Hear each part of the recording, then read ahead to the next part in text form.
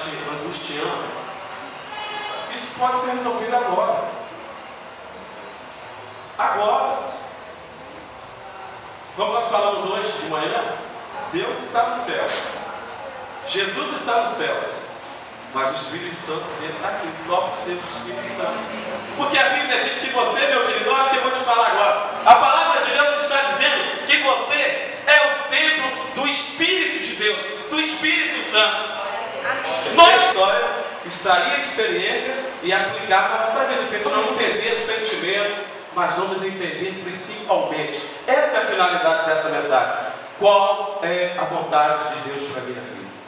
Qual é a vontade de Deus para a sua vida? O que Ele espera que você seja? O que Ele deseja que você seja? E os projetos que Ele deseja que sejam realizados na sua vida. Isso vai depender de cada um de nós. O texto diz assim: ao aproximar-se o faraó, os israelitas olharam e avistaram os egípcios que marchavam na direção deles. E aterrorizados, clamaram ao Senhor e disseram a Moisés: foi por falta de não nos filar. Já lhe tínhamos dito no Egito: deixe-nos em paz. Deixe-nos em paz. Seremos escravos dos egípcios, antes de ser escravos dos egípcios, do que morrer no deserto. Moisés respondeu ao povo: não tenham medo, fiquem firmes e vejam o livramento que o Senhor lhes trará hoje, porque vocês nunca mais verão os egípcios que hoje veem. O Senhor lutará por vocês, tão somente acalmem-se. De ler dentro da palavra de Deus para nós nessa noite.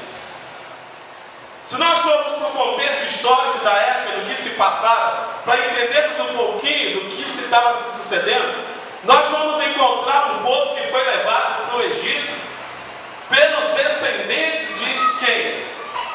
Pelos descendentes de Abraão.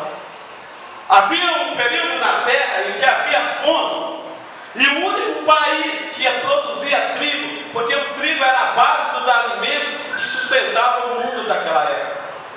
E certamente, quando os filhos de Jacó, enviados por um propósito de Deus, foram parar no Egito, José depois se torna o governador, aquele que ia administrar sobre toda a fartura do Egito. Quais os valores que você elegeu que vão dar direção à sua vida? Qual o caráter que a sua alma tem que ter? Qual o tipo de comportamento que você vai trazer para o seu dia a dia? Que tipo de comportamento, que tipo de caráter? Quem realmente vai direcionar os seus pensamentos da vida deles estavam lá, entregue na mão de Faraó. O povo só queria servir a Faraó. O povo só queria prestar adoração a Faraó. E Deus tira ele e fala assim: acabou. Agora eu sou rei sobre a vida de vocês. Mas eu vou tratar isso com vocês lá no deserto. Vou apresentar para vocês o mesmo Deus que eu sou e que eu apresentei para Abraão. E Deus leva então com essas necessidades. De dia, um sol frio, de congelar até a própria alma. E aí de dia, Deus então enviava a sua nuvem para cobrir o povo, para que ele não fosse, que ele não sofresse as assolações do calor do deserto, para aquecer do frio que sofria. Mas o povo murmurou.